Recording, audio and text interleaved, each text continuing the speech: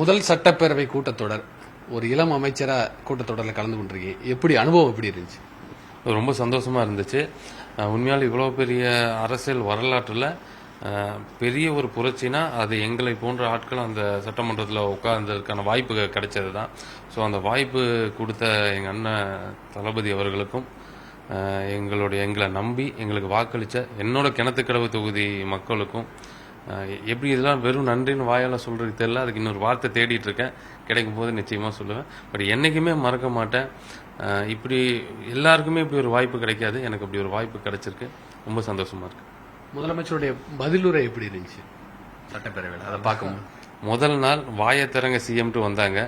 இன்னைக்கு கொஞ்சம் ஒரு 5 நிமிஷம் பேசணும்னு அவங்க எல்லாம் வாயை மூடிட்டு வெளியே போயிட்டாங்க. அது பார்க்கும்போது உண்மையில் ரொம்ப இதாக இருந்துச்சு. அதாவது ஆனால் என்னன்னா அவங்க எல்லாத்துக்கும் எங்களோட வேண்டுகோள் என்னன்னா, இதுக்கு முன்னாடி பல ஆண்டுகளாக அந்த சட்டமன்றத்துக்குள்ள அவைக்குள்ள இருந்தவங்க அவங்க. ஸோ அங்கே எப்படி நடந்துக்கணும், எப்படி போகணும்னு சில விஷயங்கள் நாங்கள் அவங்கள பார்த்து தெரிஞ்சுக்கக்கூடிய சூழல் இருக்கு. ஆனால் அவங்க என்ன பண்றாங்கன்னா, அவங்களோட அந்த உட்காந்துட்டு அவங்களோட உடல் மொழி, பேசுகிற விதம், ரன்னிங் கமெண்ட்டு, ஸோ அதெல்லாம் ரொம்ப அருவருப்பாக இருக்கு. அது நல்லது. இன்னைக்கு ஃபுல்லாகவே நேரலையில் ஒளிபரப்பு பண்ணிட்டோம்.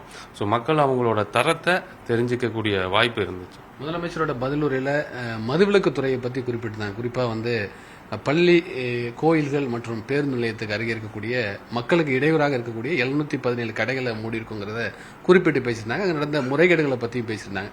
இது எப்படி இருந்துச்சு? உங்களுடைய துறையை பற்றி முதலமைச்சர் பேசினார். அது பற்றி ரொம்ப எப்பவுமே கேட்பாரு. இந்த டிபார்ட்மெண்ட்டை பொறுத்த வரைக்கும் அவர் அண்ணன் மாண்புமிகு முதலமைச்சர் என்னென்ன ஸ்டெப் எடுத்துட்டு இருக்கோம், என்ன பண்ண போறோம். ஸோ அவர் இதுக்கு முன்னாடி கூட சொல்லியிருக்கேன், இந்த துறை சம்பாதிக்கிற துறையா நீ என்னைக்கும் நினைச்சிடக்கூடாது. இது ஒரு சரி செய்யக்கூடிய துறையா, மக்களுக்கு பாதிப்பு இல்லாத துறையா மாத்துறது தான் அவனோட முதல் வேலைன்னு சொல்லியிருக்காரு. அதனால எனக்கு அது சந்தோஷமா இருந்துச்சு. என்னோட துறை பேசும்போது தான் சண்டையும் வந்துச்சு. அதை அவங்களால ஏத்துக்க முடியல. தொடர்ந்து அடுத்த கூட்டத்தொடரில் பட்ஜெட் கூட்டத்தொடர், மானிய கோரிக்கை கூட்டத்தொடர், மதுவிலக்குத்துறை எப்படி தயாராக இருக்கிறது, அதுக்கான வேலைகளை தொடங்கியாச்சு. 200% அதான் அந்த மதுவிலக்குத்துறையை பற்றி நிறைய தெரிஞ்சுக்கிட்டோம். ஸோ அந்த தெரிஞ்சதில் பல அதிர்ச்சியான விஷயங்களையும் தெரிஞ்சுக்கிட்டோம். ஸோ எந்த கேள்விக்கும் பதில் சொல்ல முடியும். ஏன்னா பொய் சொல்கிறதுக்கு தான் யோசிச்சு ப்ரிப்பேர் ஆகி வரணும். நாங்கள் சொல்ல போகிறது உண்மை. அதனால் அதில் எந்த தயக்கம் இல்லாமல் ரெடியாக இருப்போம். நன்றி. நன்றி.